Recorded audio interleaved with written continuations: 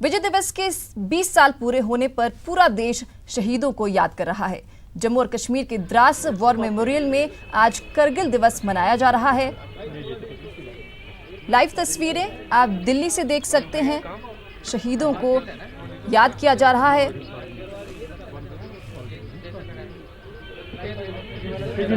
माफ कीजिएगा, लाइव तस्वीरें द्रास से आप देख सकते हैं। द्रास वॉर मेमोरियल की ये लाइव तस्वीरें आपकी टीवी स्क्रीन्स पर हैं। आज करगिल विजय दिवस के मौके पर शहीदों को श्रद्धांजलि दी जा रही है। बता दें कि राष्ट्रपति रामनाथ कोविंद भी द्रास वॉर मेमोरियल पर श्रद्धांजलि अर्पित करेंगे।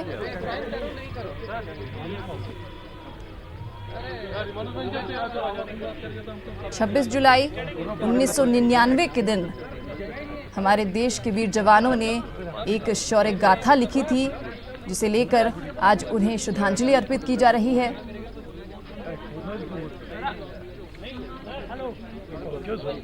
करगिल के इस युद्ध में हमारे देश के वीर सपूतों ने शहादत दी थी और करगिल पर विजय हासिल की थी। हर साल 26 जुलाई को पूरा देश शहीदों को नमन करता है, श्रद्धांजलि देता है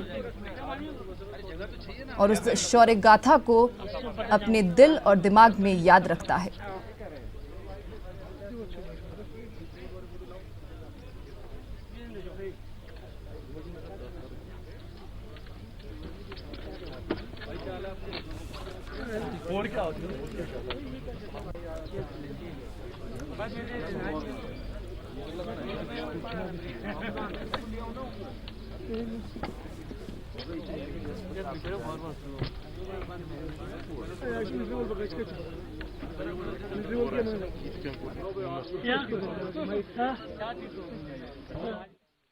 कारगिल में पाकिस्तान के मंसूबों को नाकाम किए हुए 20 साल हो गए, लेकिन जिन लोगों ने वो जंग लड़ी उनके जहन में उसकी यादें आज भी ताजा हैं। पाकिस्तान ने सबसे बड़ी साजिश बटालिक की पहाड़ियों पर रची,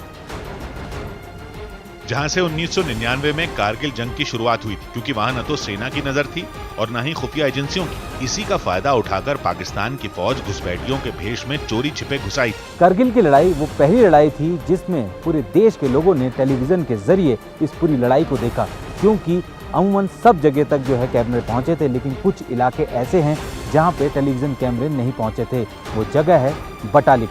बटालिक में पाकिस्तानी घुसपैठिए एलओसी पार करके 13 किलोमीटर अंदर तक आ घुसे थे और उनका मकसद था बटालिक गांव पर कब्जा करके सियाचिन में अपना दबाव बनाना।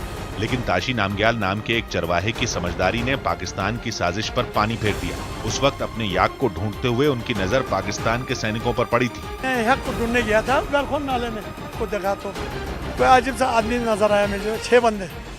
फिर मैं वापस आया कि हवलदार बलविंदर सिंह को मैंने रिपोर्ट दिया। ताशी नामग्याल ने जो खबर दी, उसके 8वें दिन कारगिल में भयानक जंग छिड़ चुकी थी। बटालिक के बाद तोलोलिंग में भी पाकिस्तान के फौजियों की घुसपैठ की खबर वहां के लोगों के जरिए ही भारतीय सेना को मिली थी, जिसके बाद कारगिल में एक के बाद एक कई इलाकों में खुली जंग छिड़ चुकी थी।